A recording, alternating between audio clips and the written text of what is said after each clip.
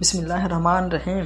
ایک مرتبہ کا واقعہ ہے، کسی جگہ ایک نوجوان لڑکی کا انتقال ہو گیا۔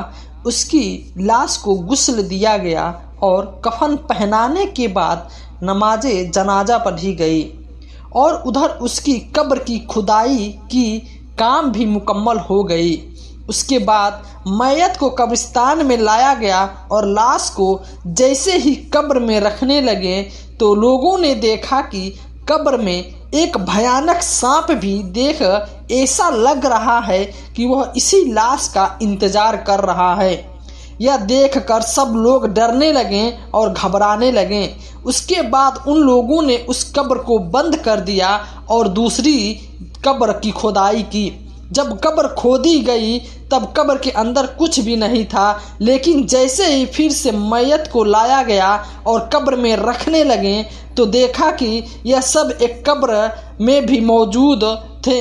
جو سانپ پہلے والے قبر میں تھا، اس کے بعد ان لوگوں نے تیسری قبر کھودی، مگر اس قبر میں بھی وہی سانپ نظر آیا۔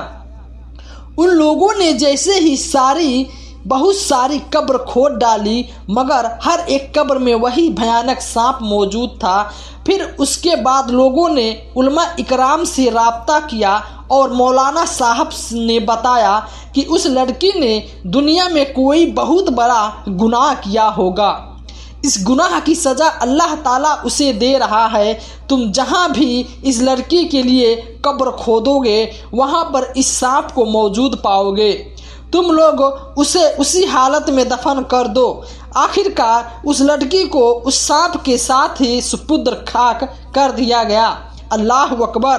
کتنا خوفناک منظر ہوا ہوگا۔ تصویر کے بعد سب لوگ اپنے اپنے گھر چلے گئے، لیکن کچھ لوگوں کے دل میں یہ بات ستانے لگی، آخر اس لڑکی نے ایسا کون سا گناہ کیا ہوگا جس کے لیے اس کو یہ سزا مل رہا ہے۔ کچھ لوگوں کے دلوں میں یہ بات جاننے کی خواہش پیدا ہو گئی، تو ان لوگوں نے اس کے گھر گئے اور اس کے باپ سے پوچھا کہ آپ کی لڑکی نے ایسا کون سا گناہ کیا تھا جس کا سزا اللہ تعالیٰ آپ کی بیٹی کو دے رہا ہے۔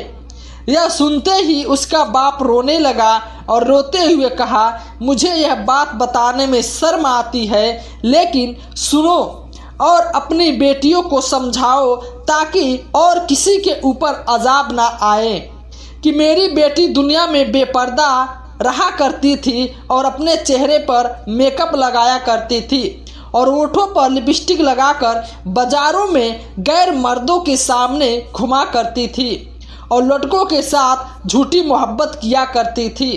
ہم نے اپنی لڑکی کو بہت سمجھانے کی کوشش کی، مگر اس نے ایک بات بھی نہیں سنی۔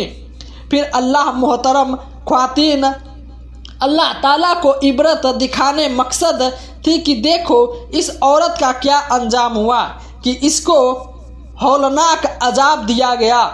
بے پردہ خواتین اس واقعے سے عبرت لیں اور گناہوں سے توبہ کریں۔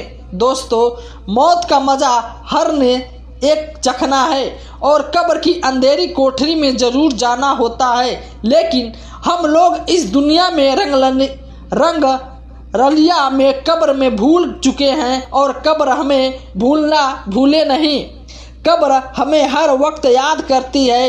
دنیا میں اگر ہمیں مچھر بھی کاٹ لے تو ہمیں برداشت نہیں ہوتا، تو اگر ہماری قبر میں سانپ نکل آئے تو ہم کیسے برداشت کریں گے؟